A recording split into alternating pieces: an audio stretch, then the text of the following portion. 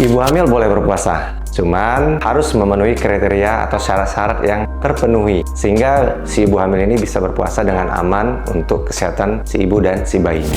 Pada kehamilan sendiri, kita membagi ada 3 tahapan pada saat kehamilan, yaitu trimester 1, trimester kedua, dan trimester ketiga. Masing-masing trimester ini memiliki perubahan-perubahan yang berbeda. Contohnya pada trimester 1, si ibu cenderung akan terjadi lonjakan asam lambung yang tinggi karena adanya perubahan hormonal kehamilan yang sering kita sebut hiperemesis gravidarum. Otomatis, bila si ibu berpuasa pada kondisi seperti ini akan memperberat keadaan mual dan muntahnya. Nah, trimester kedua, di mana kondisi mual muntah sudah hilang. Nah, mungkin pada saat trimester 2 inilah kesempatan si ibu yang mulai bisa melakukan berpuasa. Namun, semua itu harus kembali lagi. Kita harus men-screening pasti kondisi kesehatan si ibu, baik dari fisiknya ataupun dari kondisi janin yang ada di dalamnya, yaitu air ketubannya cukup, berat badan bayinya sehat, silahkan si ibu berpuasa. Nah, masuk di trimester ketiga, di mana kebutuhan metabolisme ibu makin meningkat, berat badan bayi semakin meningkat. Di sini cenderung si ibu akan butuh energi yang lebih, sehingga bila ibu melakukan puasa pada trimester ketiga ini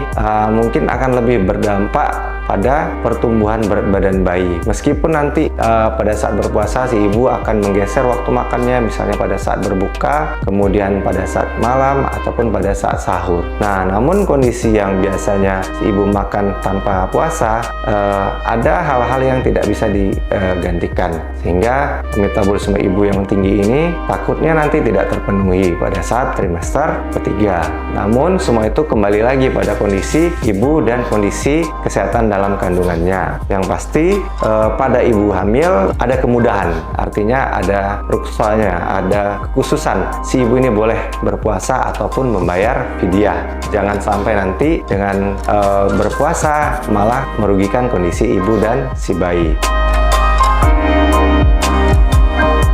Ya, ada beberapa manfaat yang bisa kita dapatkan bila si ibu hamil dalam keadaan sehat dan dia melakukan puasa. Pertama nih, dia bisa mengontrol berat badannya, khususnya pada ibu-ibu yang obesitas, yang cenderung berat badannya berlebih. Yang kedua, karena metabolisme kehamilan itu yang sangat tinggi, gula darah pun kadang tidak terkontrol, dengan keadaan berpuasa, ini akan menurunkan resiko terjadinya diabetes dalam kehamilan. Nah, yang ketiga, dengan berpuasa, si ibu itu akan sirkulasi pembuluh darahnya bagus, ritme jantungnya sehat, kemudian menurunkan resiko hipertensi ataupun preeklamsi.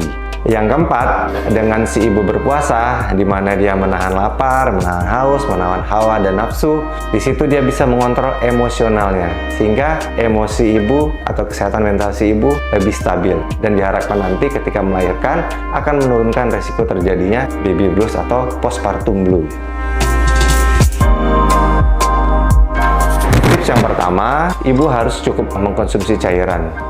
Di mana ketika berbuka puasa sampai ke sahur, ibu akan membagi asupan cairannya. Minimal masuk cairan itu sekitar 3,5 liter sampai dengan 4 liter, sehingga menurunkan resiko dehidrasi dan penurunan volume air ketuban. Nah, yang kedua, si ibu juga diusahakan ketika berbuka puasa makan makanan yang pokok dulu. Jadi jangan makan makanan selingan seperti cendol dan teman-temannya. Jadi ibu khusus makan nasi dulu, makan lauk pauknya dulu, dagingnya dulu, makan tahunya dulu, makan telurnya dulu, makan tempenya dulu. Artinya kebutuhan protein dan karbonya terpenuhi, baru kalau udah jeda mungkin nanti setelah sholat isya, ibu bisa selingin dengan cemil-cemilan yang ibu suka. Kemudian jangan lupa konsumsi susu. Susu hamil bisa 2 kali, yaitu pada saat berbuka dan pada saat sahur. Nah, dan yang ketiga, usahakan konsumsi makanan yang berserat tinggi sehingga menunda rasa lapar si ibu. Yang terakhir, yang keempat, nah ini yang paling penting, ibu jangan pernah memaksakan